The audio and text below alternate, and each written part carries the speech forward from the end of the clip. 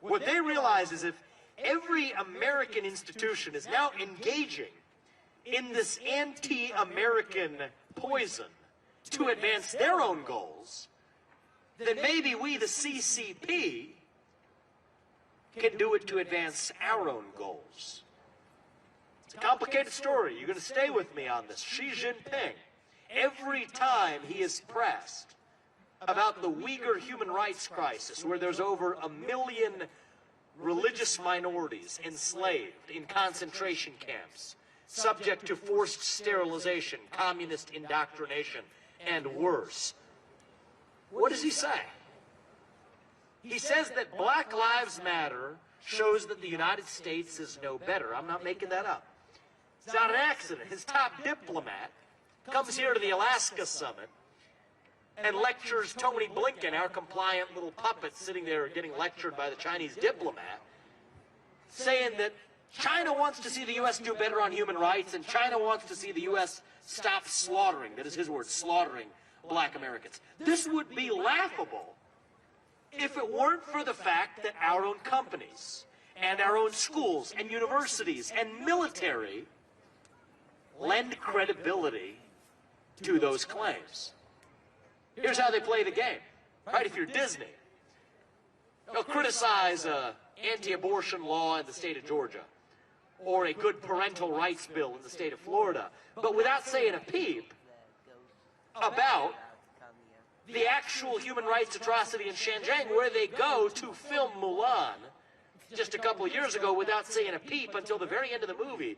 You could still see it in there today where it says, "We thank the local CCP authorities for allowing us to film here." That's Disney. LeBron James, same story.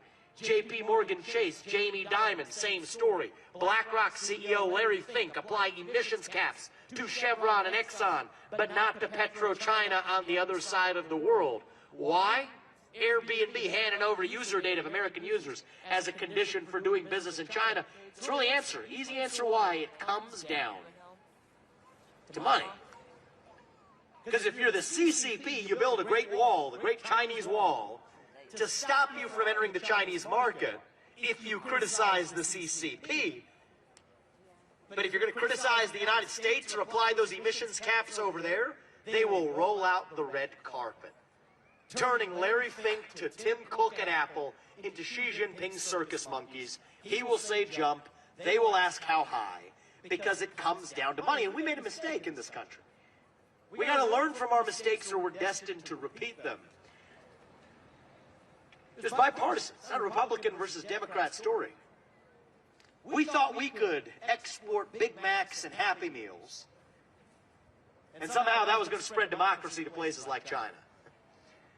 We thought we could use our money to get them to be more like us. But they did us one better. They realized they could use access to their market, their money, to get us to be more like them. It was actually one step worse than that. They realized they could use our money to get us to be more like them. And it has worked.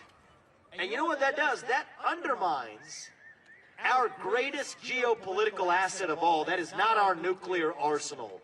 It is our moral standing on the global stage, equating Chinese nihilism with American idealism.